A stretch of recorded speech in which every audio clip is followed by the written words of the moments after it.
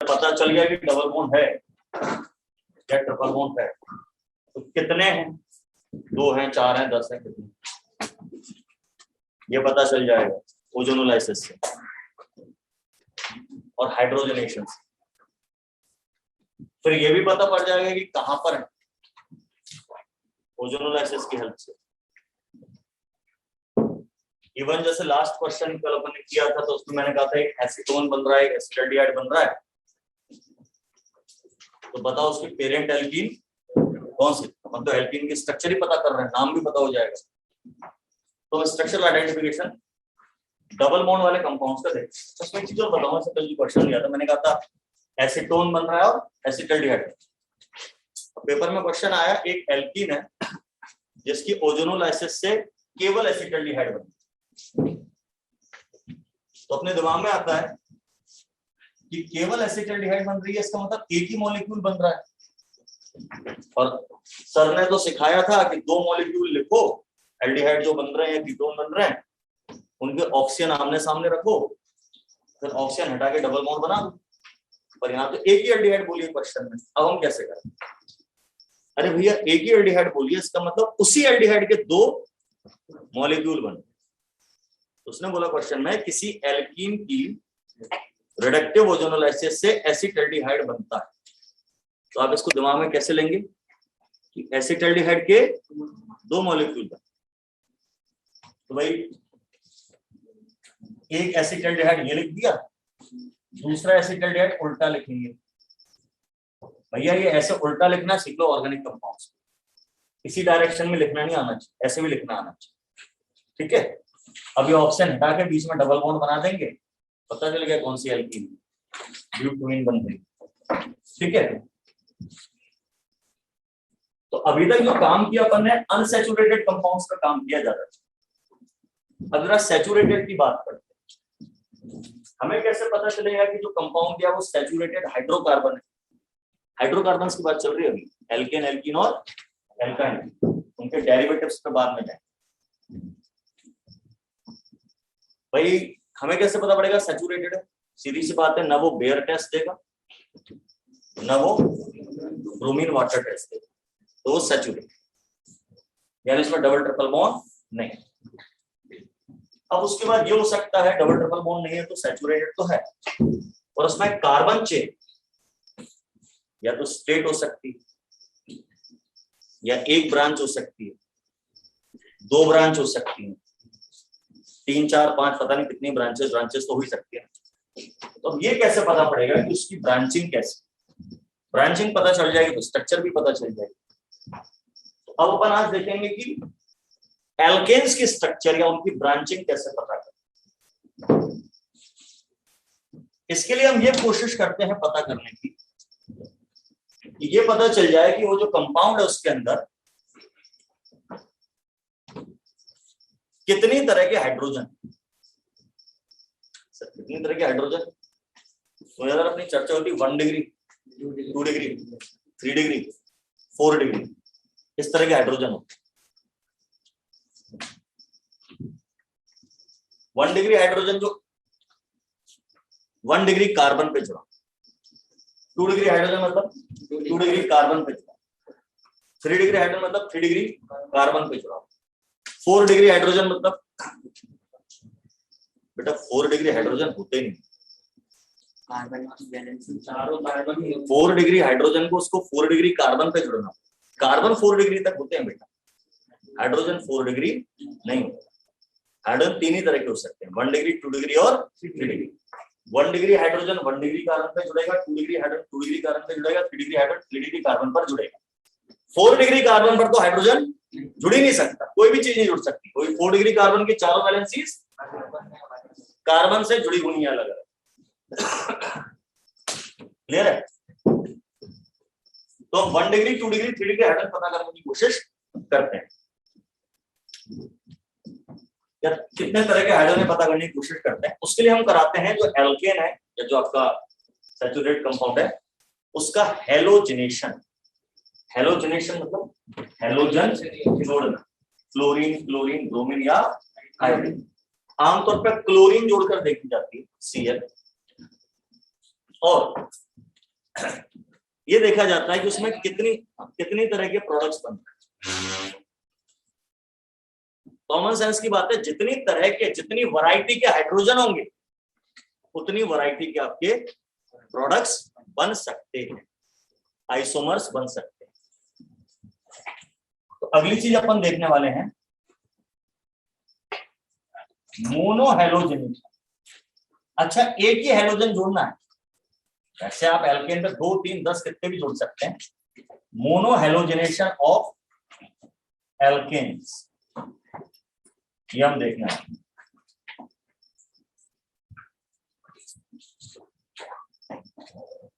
Number of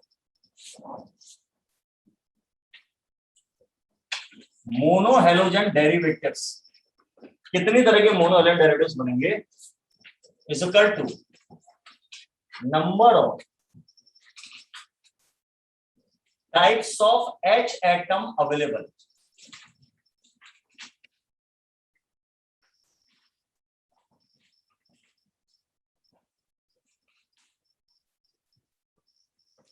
in the structure.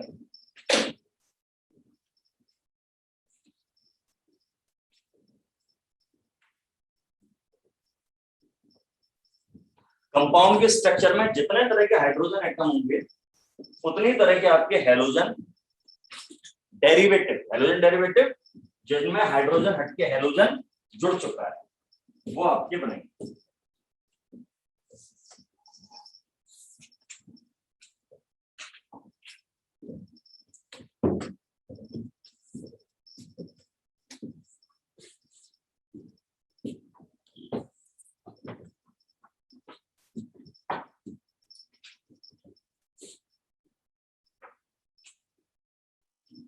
अच्छा, जितने भी टाइप के मोनोहैलोजन डेरिवेटिव बनेंगे मोनोहैलोजनेशन कराने से, वो सबके सब आपस में पोजीशन आइसोमर्स होंगे। क्या होंगे? Position isomers. तो जितनी तरह के मोनोहैलोजन डेरिवेटिव्स बन सकते हैं वो सब पोजीशन आइसोमर्स होते हैं आपस में। यानी कि आप इससे ये भी पता कर सकते हैं कि उस कंपाउंड के कितने पोजीशन आइसोमर्स बनेंगे। इसके लिए अपन क्या करते हैं,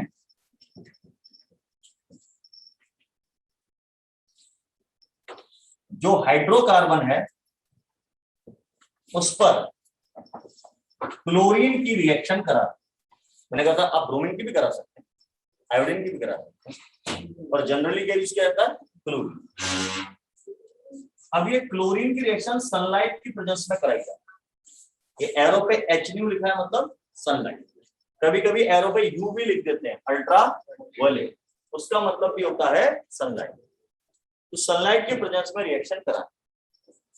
अब इसमें मुझे ध्यान आ रहा है कि हाइड्रोकार्बन का मतलब एल्केन भी होता है, एल्कीन भी होता है, और एल्काइन भी होता है, और बेंजीन भी होता है। हाइड्रोकार्बन में सब आ जाए।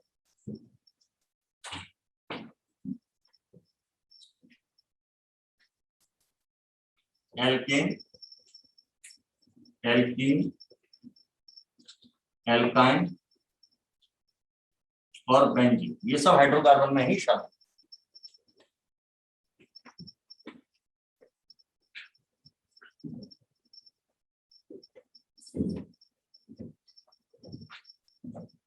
जब हम सनलाइट के प्रेजेंस में रिएक्शन कराते हैं हैलोजन की, तो इस रिएक्शन का जो मैकेनिज्म होता है वो फ्री रेडिकल मैकेनिज्म होता है।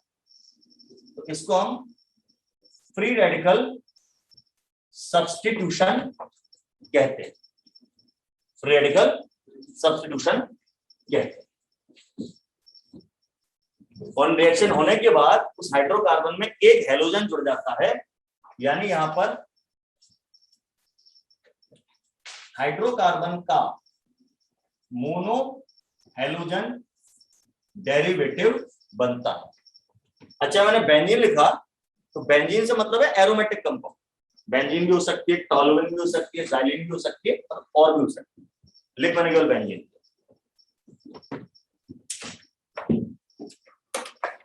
अब इसमें कुछ प्रॉब्लम्स हैं। जब सनलाइट की प्रेजेंस में आप हेलोजन की रिएक्शन कराते हैं एल्केन एल्केन के नंबर पे, तो सनलाइट जब है, यानी जो फ्री रेडिकल सब्स्टिट्यूशन हो रहा है एफआरएस, एफआरएस मतलब free radical substitution, FRS, free radical substitution is not possible on benzene ring. मतलब बेंजीन रिंग में जो हाइड्रोजन लगा है रिंग में, उसको हटाकर क्लोरीन नहीं जोड़ सकते आप सनलाइट के वजह से। हाँ, बेंजीन रिंग के ऊपर CH3 लगा के, C2H5 लगा है, मतलब कोई एल्किल ग्रुप और लगा है, तो उसमें हो जाएगा सब। तो कायदे से इसका मतलब अपने को यहां से बेंजीन शब्द हटा देना चाहिए। अपने को लिखना चाहिए alkane alkene alkyne and alkyl group. Alkyl group मतलब बेंजीन के ऊपर जो CH3 लगा है या C2H5 लगा है, C3H, उसमें हो जाएगा, पर बेंजीन रिंग पे सब्स्टिट्यूशन नहीं होगा क्लोरीन से कभी भी सनलाइट में। तो सवाल उठता है, किसी और के प्रेजेंस में हो सकता है क्या बेंजीन को? नहीं, तो पाई वॉन्ट टू। बेंजीन पर अगर आपको क्लोरीन जोड़ना है रिंग पे, तो पहली बात तो आपको अंधेरा चाहिए, सनलाइट में चाहिए। दूसरी बात, आपको कोई लुईस एसिड साथ में एज अ कैटलिस्ट चाहिए। लुईस एसिड, एक आध लुईस एसिड का नाम बता। बोरॉन फैमिली या बोरॉन फैमिली के कंपाउंड्स? बोरॉन एल्यूमिनियम कंपाउंड का नाम बोलो ना। AlCl3, AlBr3, BF3, BCl3, BBr3, Bi3, B2S6 और बस NH3। NH3 तो लुईस बेस होता है, लोन पेयर डोनेट करता है। लुईस एसिड वो होते हैं जो लोन पेयर लेते हैं। इक्विलिब्रियम चैप्टर में लिखते हैं अपन लुईस एसिड्स के एग्जांपल, आने के इक्विलिब्रियम। और कोई डी ब्लॉक के जो मेटल्स होते हैं वो और उनके हैलाइड, जैसे FeCl3, FeBr3, खुद Fe आयरन, कॉपर, ये सब लुईस एसिड। इनमें से कोई लेना चाहिए। आमतौर पे ज्यादातर AlCl3, एक जो नाम आया था, और FeCl3। क्लोरीन जोड़ रहे हैं तो AlCl3, FeCl3, ब्रोमीन जोड़ रहे हैं तो AlBr3 और FeBr3, इनका यूज किया जाता है। तो मैंने क्या लिखा, FRS is not possible in benzene ring.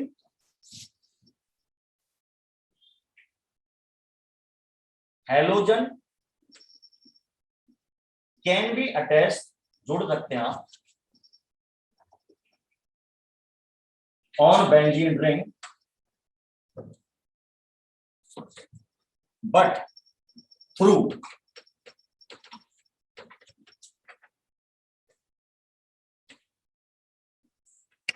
electrophilic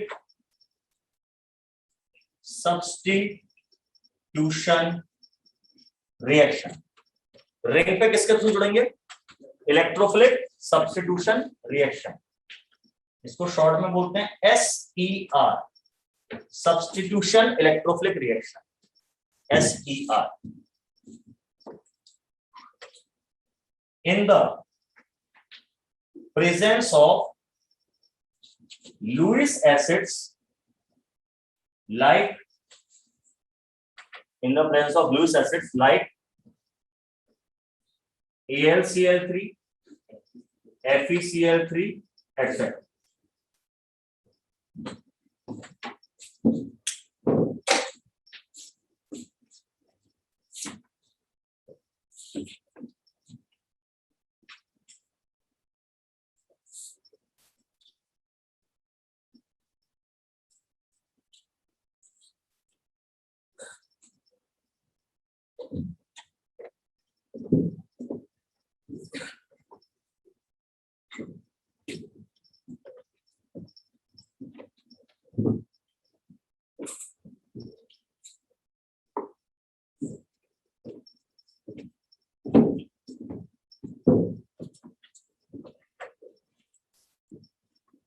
clear?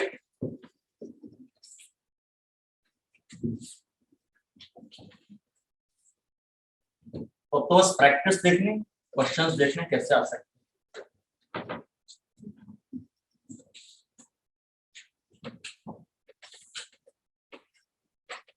Calculate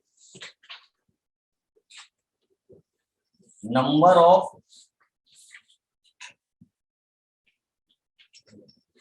monohalogen derivatives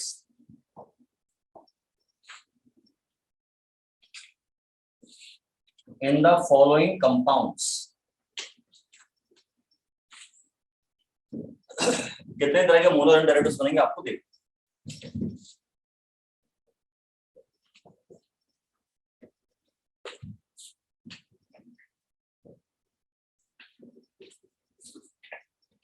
ये है, इसके ऊपर HNO/Cl2 ऐसे लिखा सकते हैं एरो पे।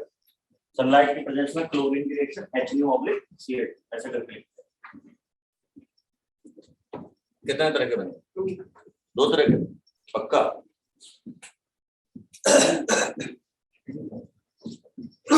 देखो यार कहां कहां जोड़ सकता है ये, यहां जोड़ सकते हो क्लू,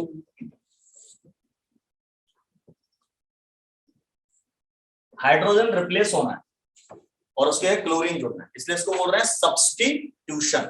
एक चीज हटके दूसरी चीज लगे। एक तो ये बन सकता है, दूसरा यहां लगा सकते हो आप,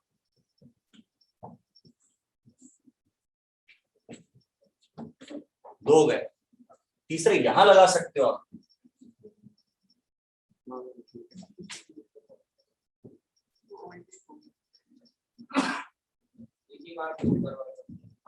नहीं, मैंने तो अभी तीनों जगह लगा।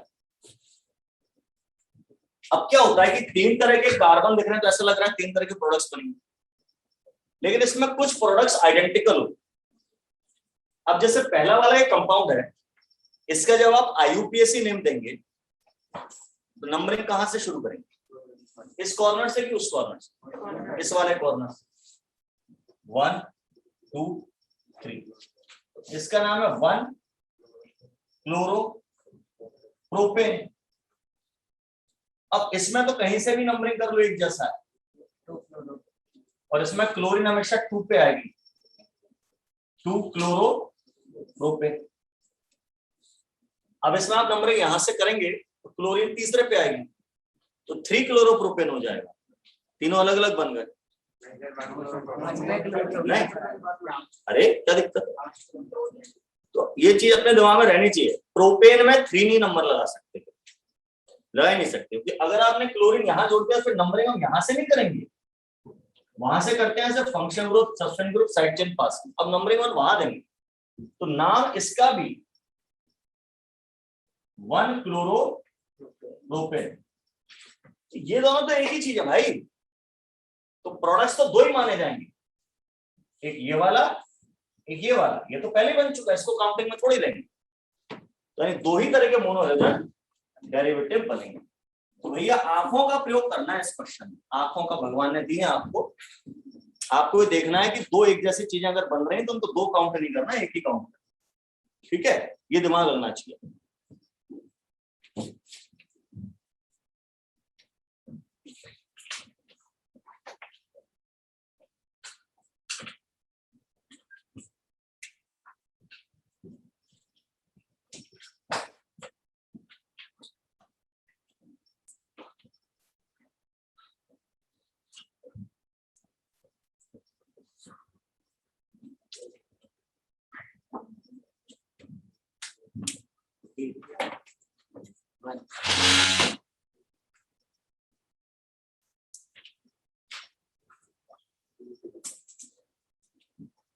इसमें कहां कहां जुड़ सकता है क्लोरीन?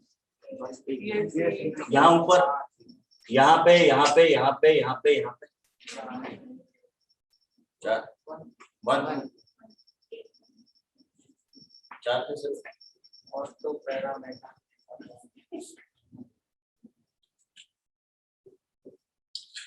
एक तो इसमें क्लोरीन यहां जुड़ सकता है ऊपर, इसका नाम होता है बेंजाइल क्लोराइड। बेंजीन पर CH2 बचा हो, अगर एक हाइड्रोजन निकल जाए टोलुइन, ये टोलुइन है, तो इतनी चीज को बेंजिल कहते हैं, बेंजिल या बेंजाइल प्रोनाउंसिएशन। उसमें क्लोरीन लगी तो बेंजाइल क्लोराइड, या ब्रोमीन लगी हो तो बेंजाइल ब्रोमाइड, यहाँ OH लगा होता तो बेंजाइल एल्कोहल। अभी तक जिंदगी में OH नहीं पता चला क्या होता है, हद कर। OH लगा होता तो बेंजाइल एल्कोहल। इतनी चीज बेंजाइल होती है, रट लो, देख लो, आंखों में बसा लो, कब सीखोगे? ये भी स्ट्रक्चर 100 बार बता चुका हूं, बेंजिल, बेंजल, बेंजो, बताया था IUPAC में कई बार। घर पे नोट्स को रोज पढ़ना है, दिन रात पढ़ना है। खेल खिलौने छोड़ दो, नहीं तो IIT छोड़ दो, दो में से एक चीज छोड़नी पड़ेगी, या तो IIT का सपना या मौज मस्ती। क्लियर है? नहीं है तो कुछ नहीं हो सकता इस देश में। हम स्ट्रक्चर ही नहीं पहचान पा रहे। ये बेंजिल क्लोराइड है, OH लग गया तो बेंजिल एल्कोहल हो जाएगा। NH2 लगा दिया तो बेंजिल एमीन हो जाएगी। NH2 को एमीन कहते हैं। कब याद करोगे?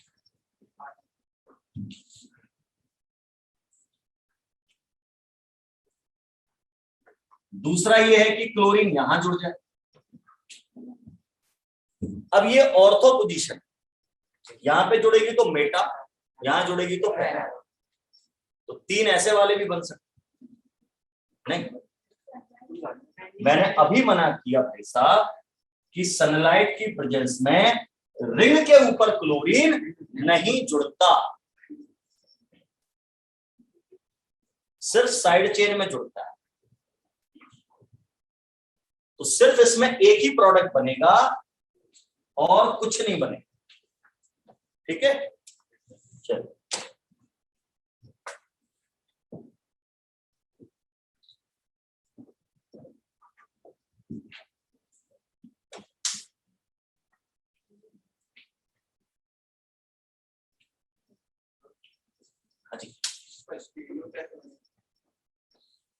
इसमें स्टीरियो हो का रही, जो स्टीरियो बनेगा यार, नहीं उसमें नहीं।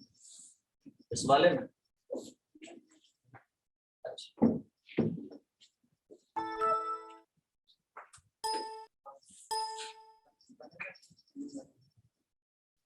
स्टीरियो मतलब ज्योमेट्रिकल ऑप्टिकल दोनों बात। उसमें अगर GI हो सकती है तो GI वाला बनेगा। GI कैसे हो सकती है? डबल बॉन्ड कार्बन से ये जुड़ा है, नहीं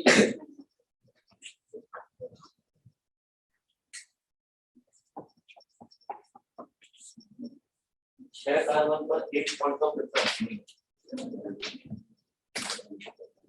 हो गया।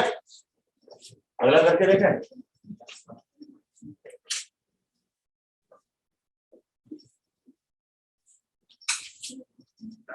रिंग में डबल बॉन्ड पे GI नहीं होती जब तक उस रिंग में कम से कम 8 कार्बन नहीं। तो उसमें क्वेश्चन के साथ इंक्लूड स्टीरियो आइसोमर बनी नहीं रहती, जबरदस्ती थोड़ी करोगे। तो उसने लिख दिया बनते हो तो इंक्लूड कर दो, नहीं बनते तो मत करो। थोड़ी बोला कि बनते ही उसने।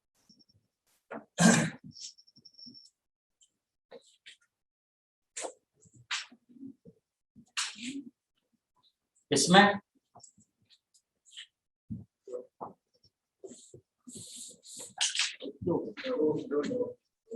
एक यहां जुड़ सकता है, एक यहां जुड़ सकता है, रिंग पे जोड़ नहीं सकता। तो यहाँ 2 तरह के प्रोडक्ट्स बने,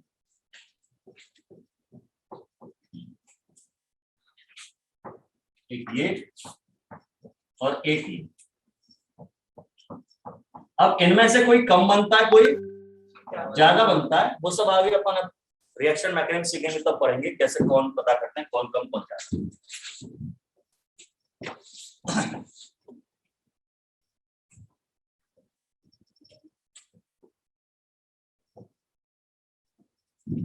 इसमें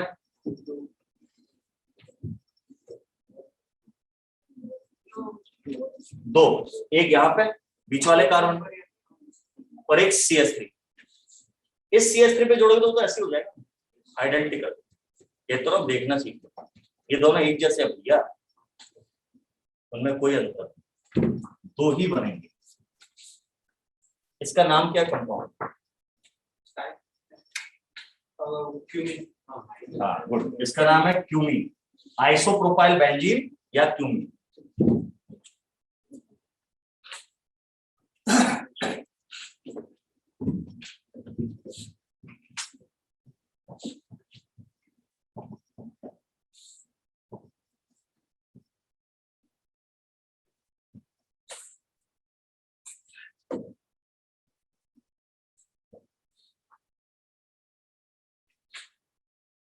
इसका नाम है आइसोपेंटेन।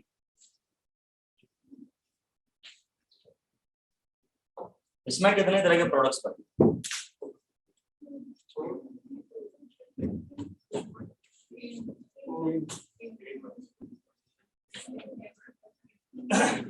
इस क्वेश्चन का आंसर टाइप करिए आप लोग चैट बॉक्स में जो घर पे बैठे हैं। यहाँ अपन तो वोटिंग कर लेंगे।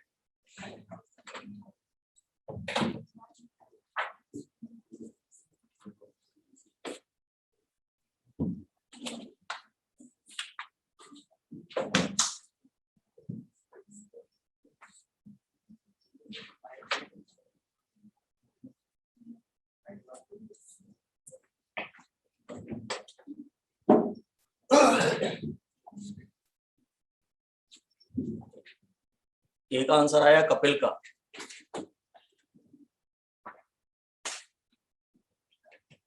विभोर का आया, विभोर फाल्के का, सुयश का आया, कपिल का आया है, आदित्य, मुक्ता, अमित, सचिन राजावत, सूर्य, हर्ष और लोग।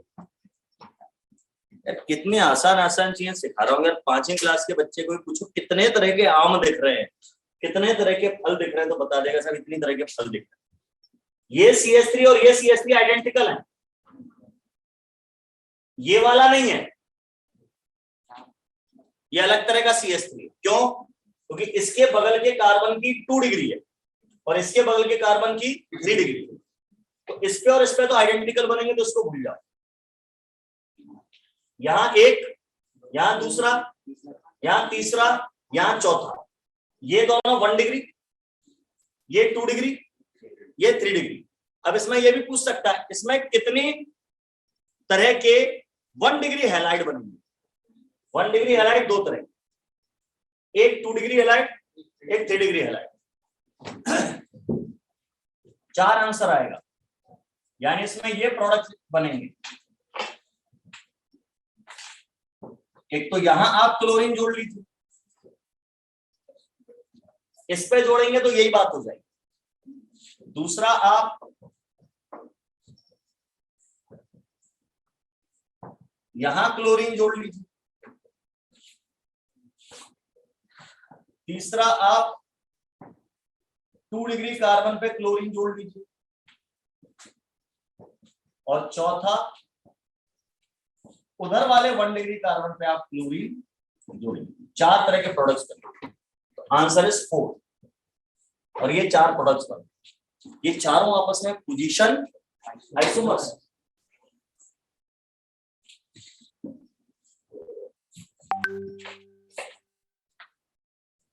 अगली बात समझ में?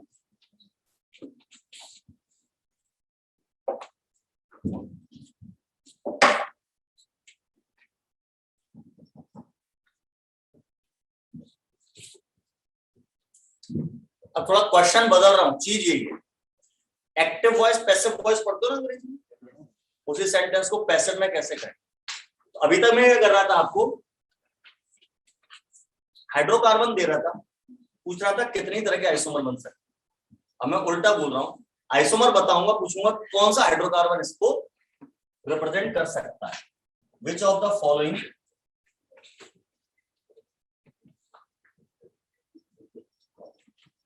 alkane will give only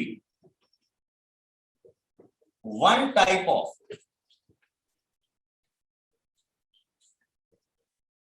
monohalogen derivative. कौन सा सिर्फ एक तरह का मोनोहेलोजन डेरिवेटिव देगा?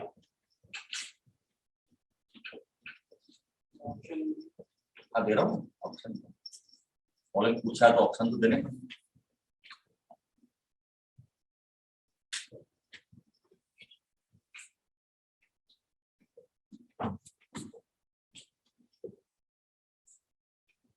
एक से ज्यादा आंसर भी सही हो सकते हैं।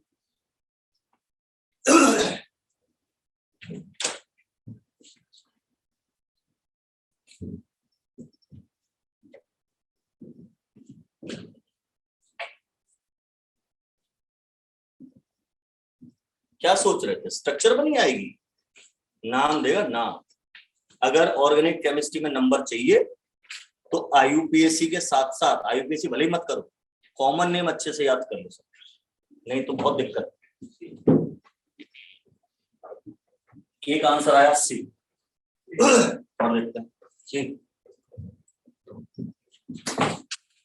आपको क्या करना पड़ेगा ऐसे सवालों में, जो कॉमन नेम दिए उससे स्ट्रक्चर सोचनी पड़ेगी, और ये सब दिखा चुका हूं मैं, कुछ ऐसा नहीं जो मैंने नहीं पढ़ाया, आपको पढ़ना पड़ेगा। मैं कितना भी पढ़ा लूं कुछ नहीं होने का।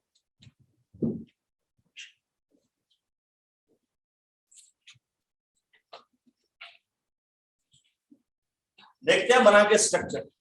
आइसो, आइसो का मतलब ये होता है, इतनी चीज को आइसो कहते हैं, समझ लो, इतनी चीज को आइसो। अब ये क्या लिखा है, आइसो ब्यूटेन। ब्यूट मतलब कितना कार्बन, 4 कार्बन। क्या इसमें 4 कार्बन दिख रहे, तो एक कार्बन इसमें बढ़ा। अगर आइसो पेंटेन बोला होता, 2 कार्बन बोला है, बोले तो क्या, एक कार्बन बढ़ा लिया, उसमें हाइड्रोजन भर लिए वैलेंसी के हिसाब से। अब फिर बोला है आइसो पेंटेन, तो फिर से आइसो बनाया मैंने,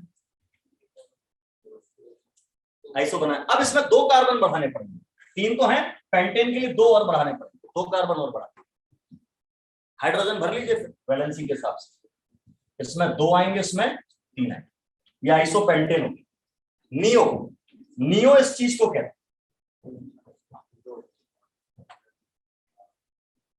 इस चीज को नियो कहते हैं। 3 डिग्री कार्बन की वैलेंसी खाली है, उधर नियो तब कहलाएगा जब कार्बन जुड़ेगा उसमें, फंक्शनल ग्रुप में जोड़ देना। अब इसमें 4 कार्बन है, मुझे क्या चाहिए, नियो पेंटेन।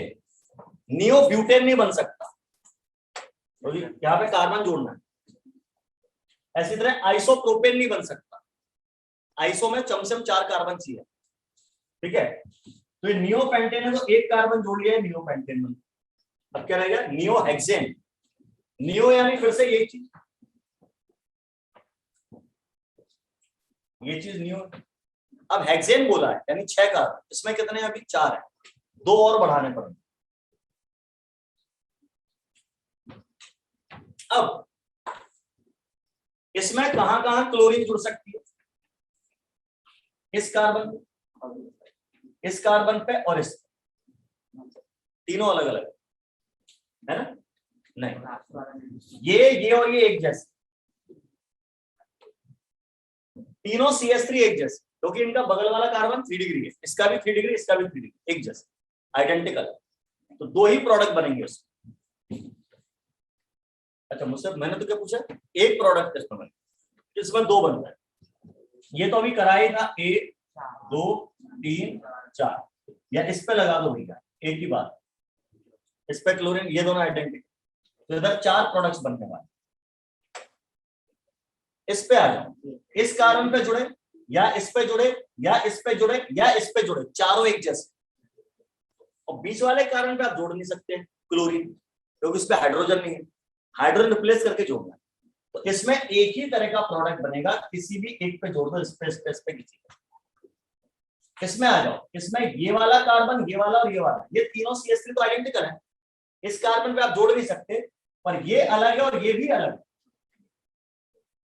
यहां आपके 3 तरह के प्रोडक्ट्स बनेंगे, तो आंसर आएगा सी, नियोपेंटेन। सही,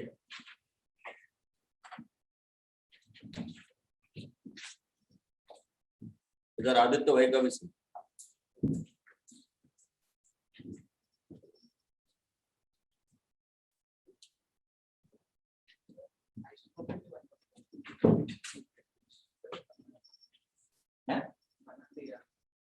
बना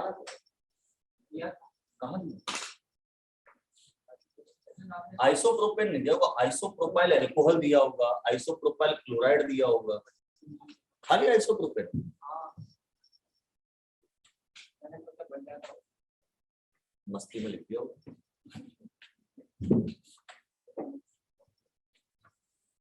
चलिए तो इस तरह के सवाल कर लेंगे। हम स्ट्रक्चरल आइडेंटिफिकेशन पढ़ रहे हैं, स्ट्रक्चर पहचानना, लेकिन अभी तक हम सिर्फ हाइड्रोकार्बन, एल्केन, एल्कीन, एल्काइन के स्ट्रक्चर पहचानना सीखे। अगर कंपाउंड के अंदर फंक्शनल ग्रुप प्रेजेंट है तो वो भी तो पता चलना चाहिए है या नहीं, और है तो कहां पर है। अब कहां पर है तो छोड़ो, पहले ये पता चल जाए कि फंक्शनल ग्रुप है या नहीं। तो उसके लिए तो भाई सिंपल टेस्ट है, वो ऐसा डिफिकल्ट काम नहीं जो अपन 2 दिन से सीख रहे थे, वो तो आसान है भैया। एल्कोहल ग्रुप पता करना है या नहीं। टेस्ट ट्यूब में कंपाउंड लिया, ये मिलाया वो मिलाया, फलाना रंग आया तो एल्कोहल है, नहीं आया तो नहीं। सिंपल रखने वाला काम, जैसा अपने बिल्कुल स्टार्टिंग में 10 चैप्टर, नाइट्रोजन का टेस्ट, हाइड्रोजन का टेस्ट, कार्बन का टेस्ट, सल्फर का टेस्ट, कुछ मिलाते हैं रंग आ जाता है, कोई पर्टिकुलर तो वो चीज है, नहीं है तो नहीं। अब ये टेस्ट ओवरऑल ऑर्गेनिक केमिस्ट्री में बार बार आएंगे, हर चैप्टर में आएंगे, जो भी फंक्शन ग्रुप पढ़ाएंगे वहां आएंगे, लेकिन अभी एक ही जगह पे क्युमुलेटिव इकट्ठा करके अपन पढ़ रहे हैं, ठीक है। तो अब इस चैप्टर का अगला हिस्सा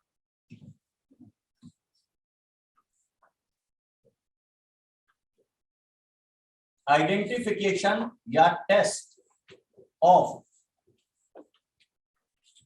फंक्शनल ग्रुप्स। अब हम ये चीज पढ़ने वाले हैं, डिफरेंट फंक्शनल ग्रुप के टेस्ट।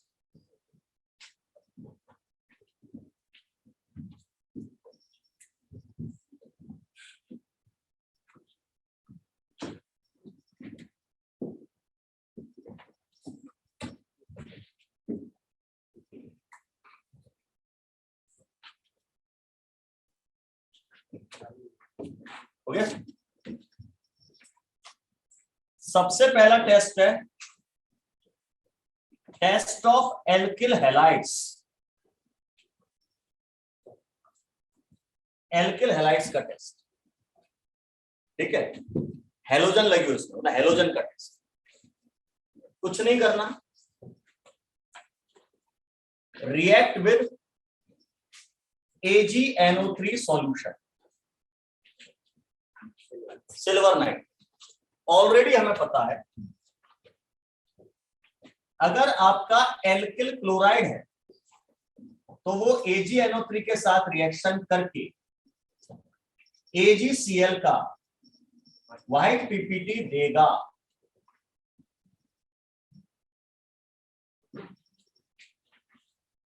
AgCl का व्हाइट PPT देगा। अगर हमारे पास एल्किल ब्रोमाइड है तो वह AgNO3 के साथ रिएक्शन करके AgBr का लाइट येलो PPT देगा। अगर हमारे पास एल्किल आयोडाइड है तो वो AgNO3 के साथ रिएक्शन करके AgI का डार्क येलो PPT देगा। अच्छा, इन दोनों में एक चीज और होती थी, हाँ, AgBr का PPT NH4OH में भूल जाता था, AgI का नहीं। ये लग गया टेस्ट।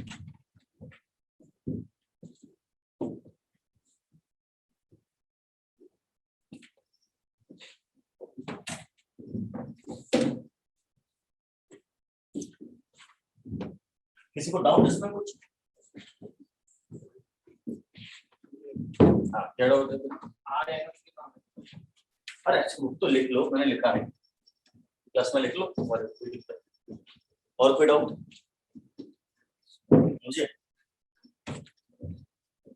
क्या हमने हेलोजेंस का ये वाला टेस्ट, सिल्वर नाइट्रेट टेस्ट पहले पढ़ा है इस चैप्टर में? पढ़ा। तो टेस्ट लगाते टाइम हमने ऑर्गेनिक कंपाउंड डायरेक्ट यूज किया था या पहले उसका LS बनाया? LS बनाया था, लेसनेस सॉल्यूशन। क्यों बनाया था? कोवेलेंट कंपाउंड में हेलोजन या जो भी इस तरह की चीज होती है लेस रिएक्टिव होती है, तो वो रिएक्शन नहीं देती। यहाँ कैसे होगी भाई? शर्म नहीं आती? वो चीज 10 बार पढ़ा दी, 100 बार सुना दी, तो भी करा रहे रिएक्शन मजे से, कैसे हो जाएगी? कोवेलेंट कंपाउंड है ये ये रिएक्शन नहीं हो सकती क्योंकि कोवेलेंट कंपाउंड है, ये तो लेस रिएक्टिव होते ना। हाँ, लेकिन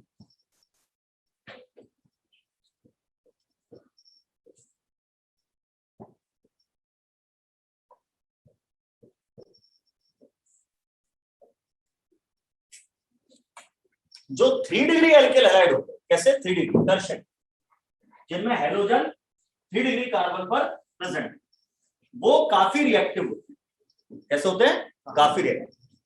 तो वो थोड़ा सा आयनिक कंपाउंड के लेवल तक की रिएक्टिविटी आ चुकी होती है। सारा खेल रिएक्टिविटी का ना, मैंने क्या बोला था, कोवेलेंट लेस रिएक्टिव होती है। ये थोड़ी बोला था कि कोवेलेंट रिएक्शन नहीं करता, मैंने बोला था लेस रिएक्टिव। तो टर्शियरी एल्किलाइड पर्याप्त रिएक्टिव होते, तो केवल वो इस रिएक्ट टेस्ट को दे सकते हैं। अब यहाँ आर लिखा है, आर में कुछ भी हो सकता है, प्राइमरी, सेकेंडरी, टर्शियरी। हमें क्या देखना है? आप केवल टर्शियरी देगा। तो क्वेश्चन आएगा अगर कि which of the following compounds will give precipitate with AgNO3, तो आपको उनमें टर्शियरी एल्किल हैलाइड ढूंढना। ये देगा CH3Cl, नहीं देगा। ये देगा, ये 2 डिग्री है, 2 डिग्री कार्बन पे Cl जुड़ा है, ये भी नहीं देगा।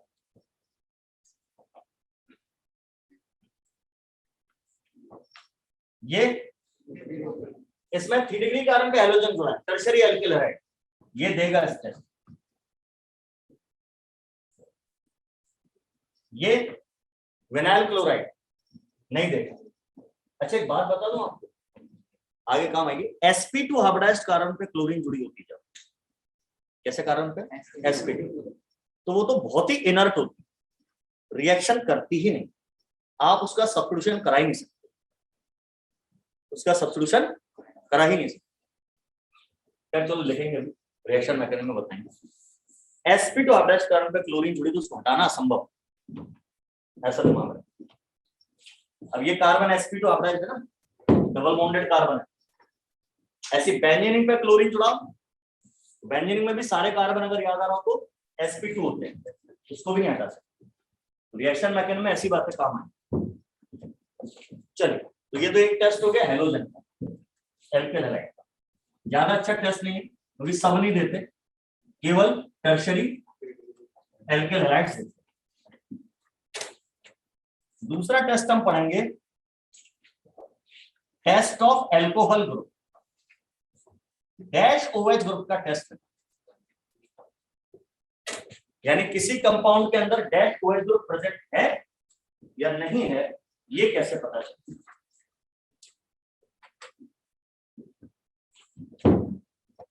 अब इसमें 2-3 चीजें हैं। हम ये तो पता लगाएंगे ही कि एल्कोहल ग्रुप प्रेजेंट है या नहीं, उसमें ये भी पता लगाना रहेगा कि वो एल्कोहल ग्रुप 1 डिग्री है, 2 डिग्री है या 3 डिग्री। साथ ही साथ ये भी पता लगाना रहेगा कितने एल्कोहल ग्रुप प्रेजेंट। उसमें पहला टेस्ट है Seric ammonium nitrate test, sulphate भी ले सकते हैं।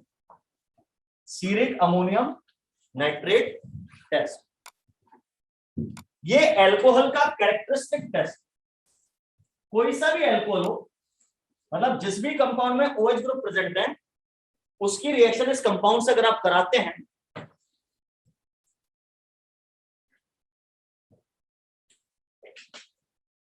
तो वो रेड कलर देते हैं। मैंने कहा ना इसमें कुछ करना नहीं, बस कलर याद कर लेना, किससे रिएक्शन कराई और कैसा कलर आया। ऑल्दो मैं रिएक्शंस भी बताऊंगा। Red alcohols give red colour with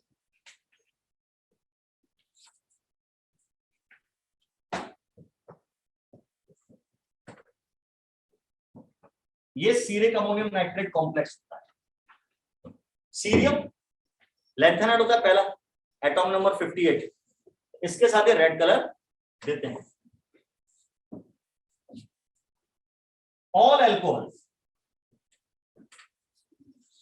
चाहे वो 1 डिग्री हो चाहे वो 2 डिग्री हो चाहे वो 3 डिग्री। 4 डिग्री नहीं हो सकते, 4 डिग्री केवल कार्बन हो सकता है, कंपाउंड या हाइड्रोजन केवल 1, 2 और 3 डिग्री हो सकते हैं। और ये फंक्शन ग्रुप 4 डिग्री कार्बन पे जुड़ नहीं सकता, 4 डिग्री पे कुछ नहीं जुड़ सकता। दुनिया में केवल कार्बन 4 डिग्री तक जा सकते हैं, बाकी सब चीजें तो 3 डिग्री तक ही रहती है।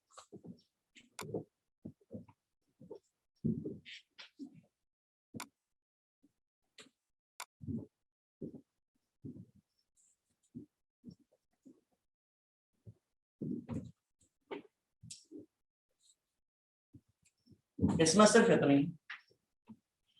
अब मान लो मुझे पता करना है कि किसी कंपाउंड में कितने एल्कोहल ग्रुप हैं, ये कैसे पता है?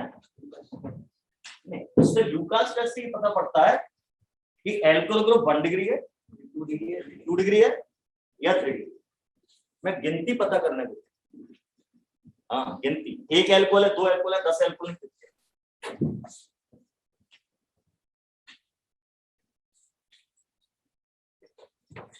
Determination of number of dash OH groups in a molecule, एक मॉलिक्यूल में कितने OH ग्रुप हैं, ये कैसे पता है? इसके लिए हम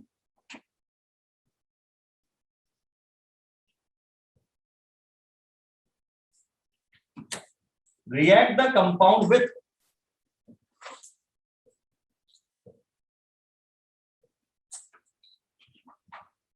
एसिटिक एसिड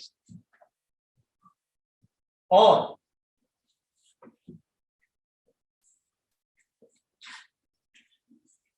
एसिटिल क्लोराइड। अब क्या, जैसे मैंने लिख दिया एसिटिल क्लोराइड, अब आपको याद हो जाना चाहिए कि इस चीज को एसिटिल क्लोराइड कहते हैं। और अगली बार पूछूंगा फिर वही सर पता नहीं क्या लिख रखा है आपने, तुरंत याद होना चाहिए जो भी लिख रहा हूं बोर्ड पे, एसिटिक एसिड और एसिटिल क्लोराइड और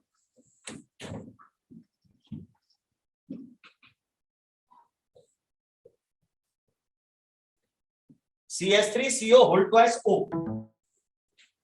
इसको बोलते हैं एसिटिक एनहाइड्राइड। यानी इस फॉर्मेट में जब कुछ लिखे हो CH3CO या RCO होल ट्वाइस O, तो वो एनहाइड्राइड होता है।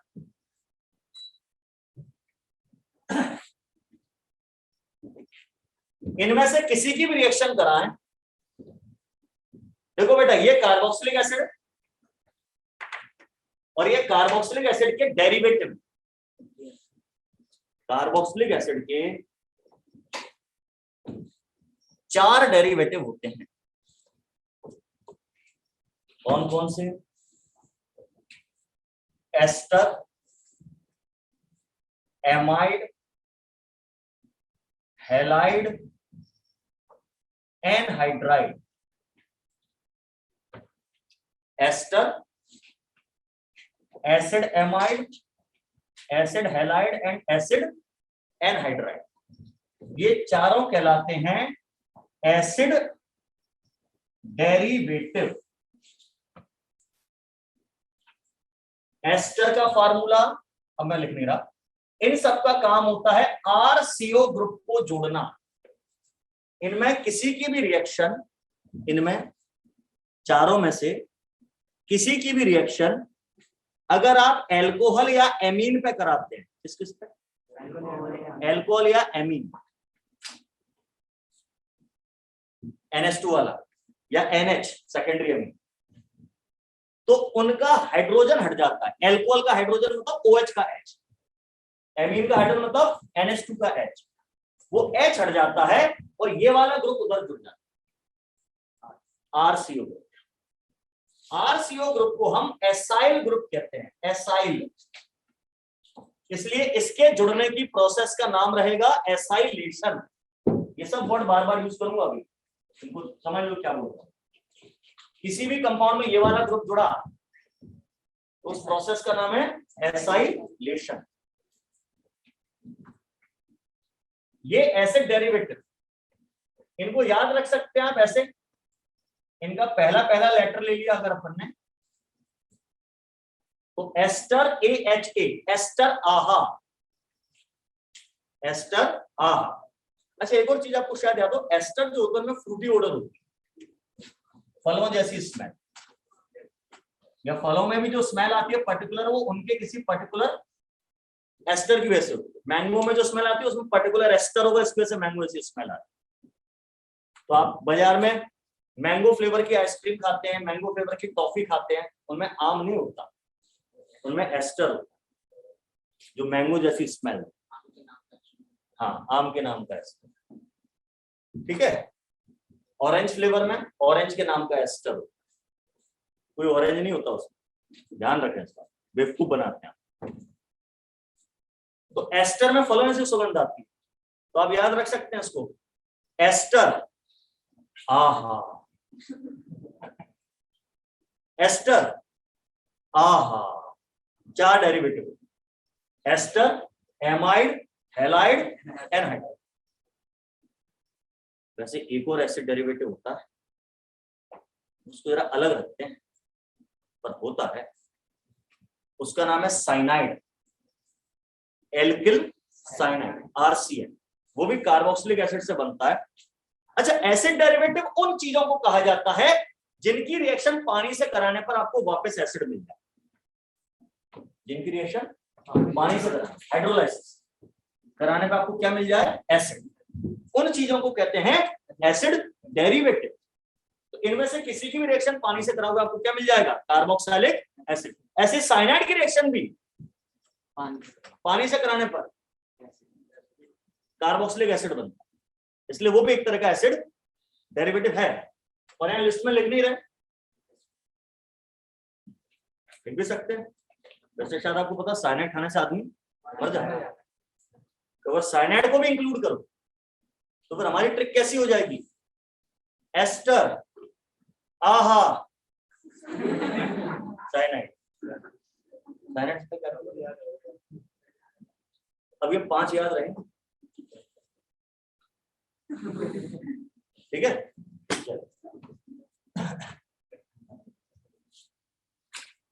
इनमें से अच्छा आपको मैंने कहा एल्कोहल पे रिएक्शन करानी है तो कार्बोक्सिलिक एसिड की करा सकते हैं, या इन चारों में से किसी की भी करा सकते हैं। सर आपने तो 2 ही नाम लिखे, एसिड क्लोराइड लिख दिया यानी हैलाइड में आ गया वो, और एनाइड्राइड लिख दिया, क्योंकि बाकी के दोनों एसिड डेरिवेटिव लेस रिएक्टिव होते हैं। कैसे होते हैं, लेस रिएक्टिव। अरे हमें लेस रिएक्टिव चीज नहीं चाहिए भाई, टेस्ट लगने में 2 दिन लगेंगे तो परेशान हो जाएंगे। सबसे ज्यादा रिएक्टिव हैलाइड होता है, उससे कम एनाइड, उससे कम एस्टर, सबसे कम एमाइड। तो इन दोनों को छोड़ देते हैं, इनमें से 2 यूज करते हैं, कोई हैलाइड ले लो, एनाइड ले लो, या एसिड ले लो। तो इनकी रिएक्शन इनसे करानी है, which gives एस्टर, ऐसा कराने से एस्टर बनता है। इनकी रिएक्शन एल्कोहल से कराने में क्या बनता है, एसिड। कार्बोक्सिलिक एसिड की रिएक्शन एसिड क्लोराइड की रिएक्शन या एसिड एनहाइड्रेट की रिएक्शन एल्कोहल से कराएंगे तो क्या बनेगा, एस्टर। ये बात आगे के लिए भी याद करें, इस रिएक्शन को अपन एस्टरिफिकेशन कहते हैं, एस्टर बनाना, एस्टरिफिकेशन। तो एस्टर बनता है इस रिएक्शन में। इससे कैसे पता पड़ जाएगा कि कितने एल्कोहल ग्रुप मौजूद है कंपाउंड में? अब मैं बताता हूं कैसे पता चलेगा, इतना तो आपने लिख लिया होगा।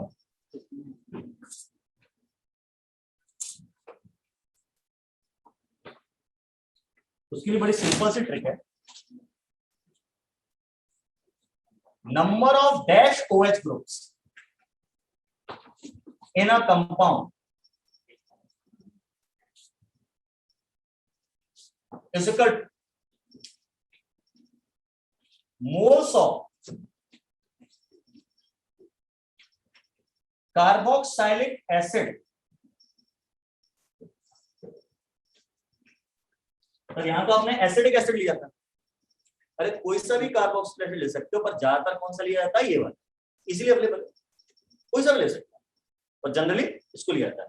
तो मोल्स ऑफ कार्बोक्सिलिक एसिड और acid derivative consume divided by moles of compound taken,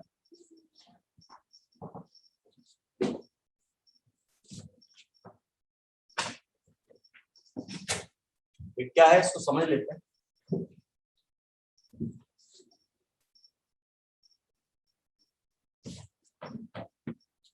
यहां मोल लिया है, मोल की जगह अक्सर इक्विवेलेंट वर्ड भी लिखा जाता है। इक्विवेलेंट वर्ड ज्यादा अच्छा शब्द, मोल की वजह इक्विवेलेंट वर्ड ज्यादा अच्छा, पर मोल तो आप जानते हैं इक्विवेलेंट से वाकिफ ने इसलिए इसको नहीं यूज कर रहा था।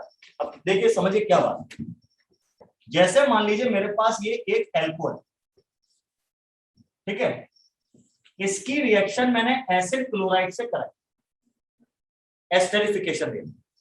तो क्या होता है इस रिएक्शन में, यहां से Cl हट जाएगा क्लोरीन, यहां से H हट जाएगा, H हट जाएगा, H और Cl जुड़कर क्या बना लेंगे, HCl, HCl बन गया। क्या बचा, CH3CO, वो यहां आके जुड़ जाएगा, CH3CH2O तो था ही, इस पर COCH3 जुड़ेगा, इसको घुमा के पलट के जोड़ना पड़ेगा। तो इधर मैंने ऐसे लिख दिया CO और ये CH3। ऐसा ये कौन सा फंक्शनल ग्रुप है, पहचान, एल्डिहाइड, गुड, कौन सा है, एल्डिहाइड कीटोन, कौन सा फंक्शनल ग्रुप, कार्बोक्सिलिक एसिड, वैसा फंक्शनल ग्रुप कौन सा है, मैं सबके पास आऊंगा एक करके, और कोई आवाज नहीं करेगा तो छोड़ दूंगा। एल्डिहाइड,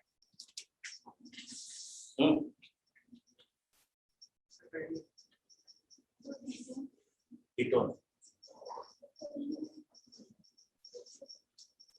लास्ट में कार्बोक्सिलिक एसिड, नहीं पीछे वाली लास्ट में एल्डिहाइड,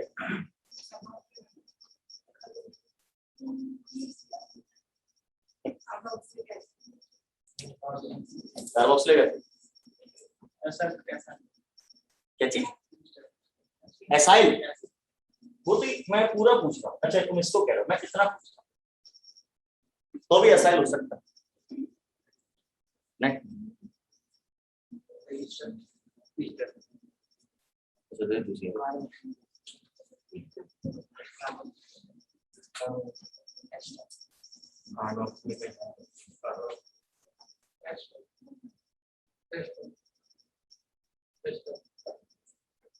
जल्दी बता, ये बीच वाला नहीं, हे प्रभु भैया ये ऐसा कर है यार, कहां से तुम लोगों को एल्डिहाइड, कीटोन और कार्बोक्सिलिक एसिड दिख रहे हैं, नालायक को, COOH होता है कार्बोक्सिलिक एसिड, कहां से हो गया कार्बोक्सिलिक एसिड, सर एस्टर तो ये होता, तो दादा वही लिखा है, इसको ऐसे भी तो लिख सकते हैं, अगर ऐसे लिख रहे हैं तो इसको ऐसे भी तो लिख सकते हैं। अभी इसका ऑक्सीजन इस तरफ है, अभी इसका ऑक्सीजन इस तरफ है, भाई मैं AMB सर, अभी मेरी नाक इस तरफ है, ये मैं और ये मेरी नाक, अब जरा देखो, अब मैं ये बन गया, अब ये मैं और ये मेरी नाक, मैं PMB सर हूं, कमाल कर दिया, मतलब मैं फंक्शन ग्रुप को जब भी पलट के लिखता हूं आप लोग उलट पुलट हो जाते हैं, फंक्शन ग्रुप भी पहचान में नहीं आ रहा है। 48 घंटे इसी पे काम करो, आज घर पे जाके यही कर, सारे फंक्शन ग्रुप जितने सुने आज तक सबको पलट पलट के, टेढ़ा करके, ऊपर लिख के, नीचे लिख के, सब करके दे, उनको नजरों में बसाओ। ये एस्टर, मैंने अभी क्या बोला यार कि एल्कोहल की रिएक्शन इन लोगों से कराने पे एस्टर बनता है, लिखिए अपने लाइन, तो भी नहीं बोल पा रहे ये एस्टर है, ये एस्टर बना, इसमें ये इसका एसिड पार्ट है, एसिड पार्ट मतलब जो एसिड में से आया, और ये इसका एल्कोहल पार्ट है, मतलब वो किस में से आया है, एल्कोहल के मॉलिक्यूल में से आया। अगर मैं यहां पे रिएक्शन करा था एसिड एनहाइड्राइड, ये बेटा एसिड एनहाइड्राइड होता है, तो भी ये CH3CO यहां पे आके जुड़ता है।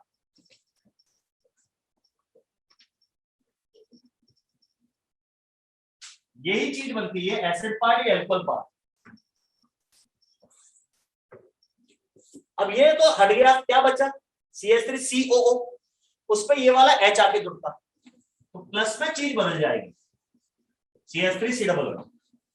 और अगर इसी रिएक्शन में मैं कार्बोक्सिलिक एसिड यूज करता, यहां से H निकला, यहां से OH निकलेगा, यानी यहां H2O बनेगा, प्लस में वही चीज बनेगी जो अभी तक बनती आ रही। अभी तो मुझे पता है इसके नाम नहीं दे पाओगे, आईपी से नहीं पूछूंगा तो वो नहीं निकलेंगे, ठीक है। इसमें भी ये एसिड पार्ट, ये एल्कोहल पार्ट, हर बार एस्टर बना, चाहे आपने एल्कोहल की रिएक्शन एसिड क्लोराइड से कराई, चाहे एसिड एनहाइड्राइड से कराई, चाहे कार्बोक्सिलिक एसिड से कराई, इन रिएक्शन को हम एस्टेरिफिकेशन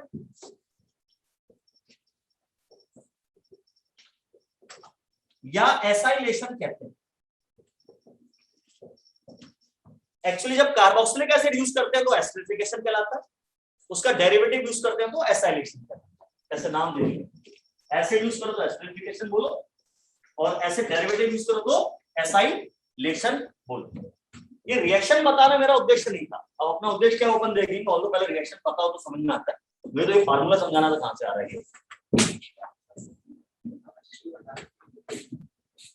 और ओ हटा दे तो नहीं आ रहा। ऐसी बातें कर रहा है, इससे क्या होना है?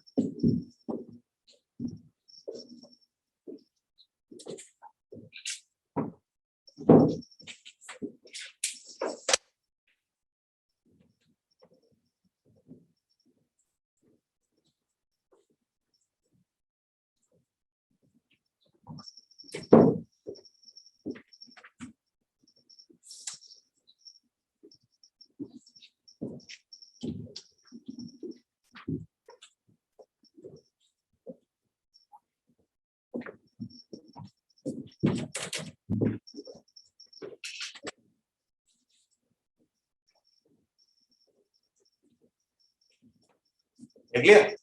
अब मुझे एक बात बताओ, यहाँ इसमें एक एल्कोहल ग्रुप था, ठीक है। अब जब मैंने रिएक्शन कराई तो एसिड क्लोराइड के कितने मोल यूज हुए? ये रिएक्शन बैलेंस्ड है, एक ही यूज, ये भी एक, ये भी। अब देख,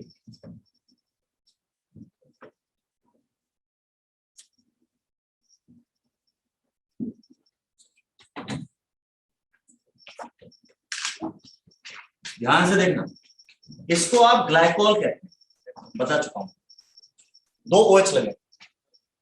अब इसकी रिएक्शन अगर आप किसी एसिड क्लोराइड से कराओगे या कार्बोक्सिलिक एसिड से कराओगे या एसिड एनहाइड्राइड से कराओगे, व्हाटएवर, ठीक है, तो अब क्या होगा, यहां पर इनका जो कंपाउंड बनेगा वो ये बनेगा। मैंने कहा था एल्कोहल में से क्या निकलता है? H, या फिर यहाँ NH2 ग्रुप जुड़ा होता है, एमीन, याद कर लेना आप लोग, तो भी H निकलता और ये चीज जुड़ जाती। अब यहां से H निकला, अब इस पे क्या जुड़ेगा? यहाँ पे COCH3।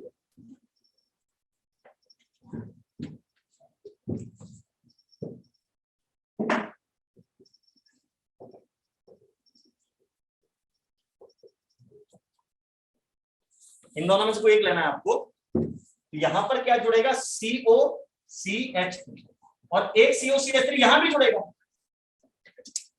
भाई 2 OH है ना मेरे पास, दोनों जगह जुड़ेगा, प्लस में क्या बन जाएगा?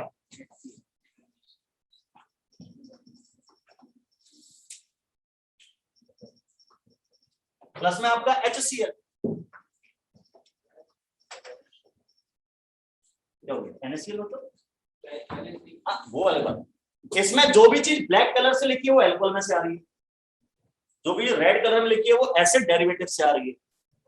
ये मैंने एसिड क्लोराइड यूज किया, आप एसिड भी यूज कर सकते थे, मैंने एक चीज लिख दी, तीनों बता दी।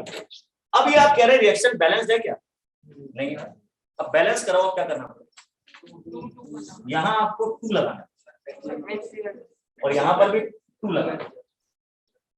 अब आप देखिए इसमें इस एल्कोहल का, एल्कोहल की नाम भले ग्लाइकोल है, इस एल्कोहल का 1 मोल एसिड क्लोराइड के 2 मोल के साथ रिएक्शन करता है। क्यों? क्योंकि इसके अंदर 2 OH ग्रुप्स हैं, इसलिए ऐसा हो। अगर मैं यहां पर यह कंपाउंड लेता,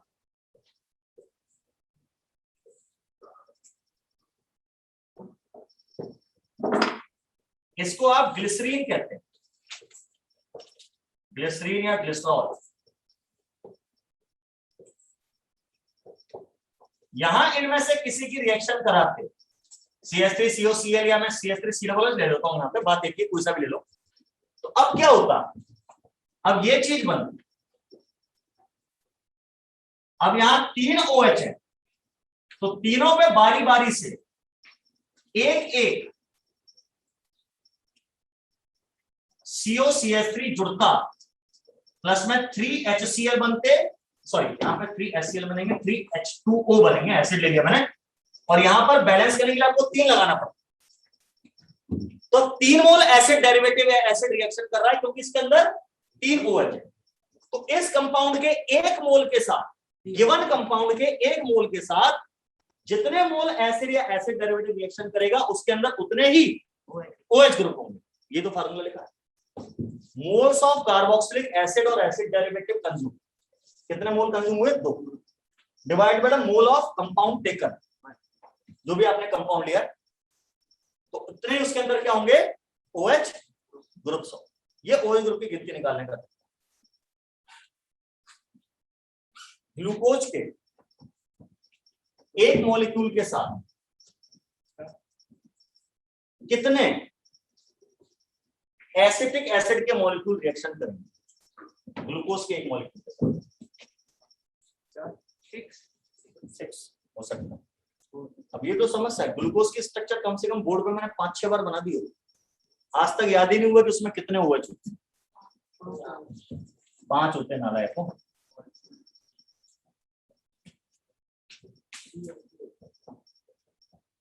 एक OH इस तरफ भी तो होता है, उसको नहीं गिनोगे?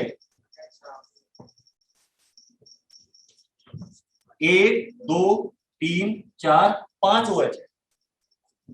तो ग्लूकोज की रिएक्शन एसिटिक एसिड से कराओगे तो एक ग्लूकोज से 5 एसिटिक एसिड के मॉलिक्यूल या मोल रिएक्शन करेंगे। अच्छा, चीज बन रही है, इनके नाम क्या है? ये ग्लाइकोल था, इसका नाम glycol diacetate, glycol diacetate. इस वाले का नाम ग्लिसरॉल ट्राई एसीटेट, क्योंकि उसमें 3 बार एसीटेट ग्रुप जुड़ा है। तो ग्लूकोज के साथ रिएक्शन कराओगे कार्बोक्सिलिक एसिड्स की तो बनेगा ग्लूकोज पेंटा एसीटेट। क्यों? 5 OH, इसलिए 5 बार एसीटेट ग्रुप बनेगा। भाई ये एस्टर बन रहा है ना, ये अब COO है, COO को एसीटेट करते हैं, मतलब कार्बोक्सिलेट आयन बोलते हैं सर एस्टर के मामले।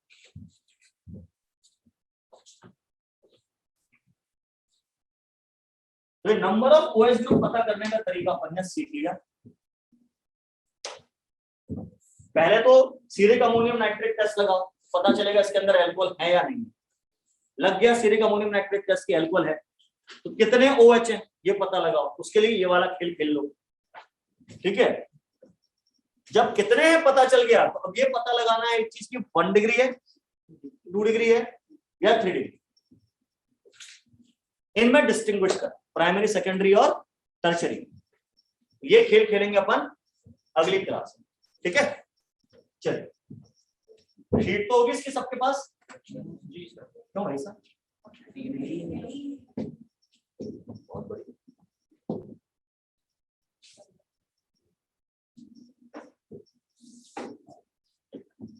शीट में ये सेक्शन डी में दिए हुए हैं सारे टेस्ट, डी, ई और एफ, डी, ई, एफ, जी। इसमें तो पढ़ के आइएगा। और तो मुझे याद है मैं पहले भेज चुका हूँ शीट आप लोगों को, लेकिन एज यूजुअल आप लोगों को शायद याद ना हो। अबे शीट कैसे भी हालात में होनी चाहिए ना, हार्ड कॉपी से कर लेना। कैसे भेज देगा?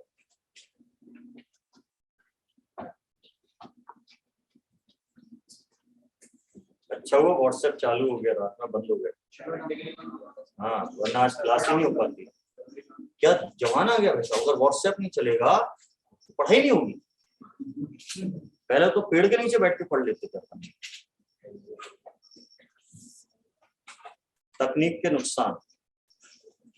फिर से भेज दिए भाई साहब शीट। तो आपसे निवेदन है, कल तो शायद बैकअप है, बैकअप में सॉल्यूशन चैप्टर पढ़ाएंगे। सॉल्यूशन के नोट्स भेज चुका हूं मैं, पीडीएफ उसको पढ़ के आना है। और अब उसकी अगली क्लास में जब आएंगे इसके लिए स्ट्रक्चरल आइडेंटिफिकेशन के लिए सेक्शन, जिस सेक्शन में टेस्ट है DEFG, उन सेक्शंस की रीडिंग लगा के आना तो समझ में अच्छा आएगा। ठीक है, चलो। सर हाँ जी सर, वो ऑर्गेनिक कंपाउंड के कॉमन नेम्स की वो जो आपने पीडीएफ भेजी थी एक बार। हाँ भैया भेज देता हूँ।